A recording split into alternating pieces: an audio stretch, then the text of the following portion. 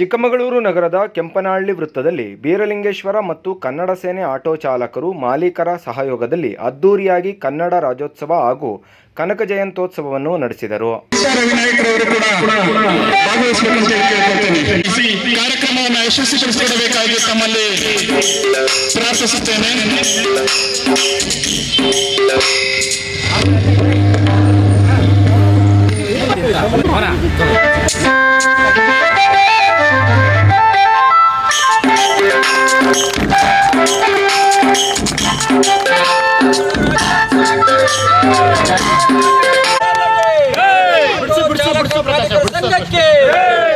ಕನ್ನಡ ಸೇನೆ ನಗರ ಆಟೋ ಘಟಕದ ಅಧ್ಯಕ್ಷರಾದ ಜಯಪ್ರಕಾಶ್ ಅವರು ಮಾತನಾಡಿ, ಕನ್ನಡ ನಾಡಿನಲ್ಲಿ ಜನಿಸಿದ ಪ್ರತಿಯೊಬ್ಬ ಪ್ರಜೆಗಳಿಗೆ ನಾಡಿನಲ್ಲಿ ಉದ್ಯೋಗ ಕಲ್ಪಿಸುವುದು ಸರ್ಕಾರದ ಆದ್ಯ ಕರ್ತವ್ಯವಾಗಿದೆ.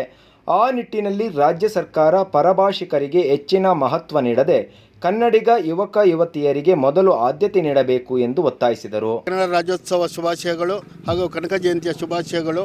ನಾವು ಪ್ರತಿ ವರ್ಷವೂ ಕನ್ನಡ ರಾಜ್ಯೋತ್ಸವ ಕನಕ ಜಯಂತ್ಯೋತ್ಸವನ ಮಾಡ್ಕೊಂಡು ಬರ್ತಾ ಇದ್ದೀವಿ. ಏನಪ್ಪ ಅಂದರೆ ವರ್ಷವೂ ನಾವು ಸಮಾಜ ಸೇವೆ ಮಾಡಿ ಅವ್ರನ್ನ ಗುರುತಿಸಿರಲ್ವಲ್ಲ ಅಂಥವ್ರನ್ನೆಲ್ಲ ನಾವು ಕರೆದು ಸನ್ಮಾನ ಮಾಡ್ತೀವಿ.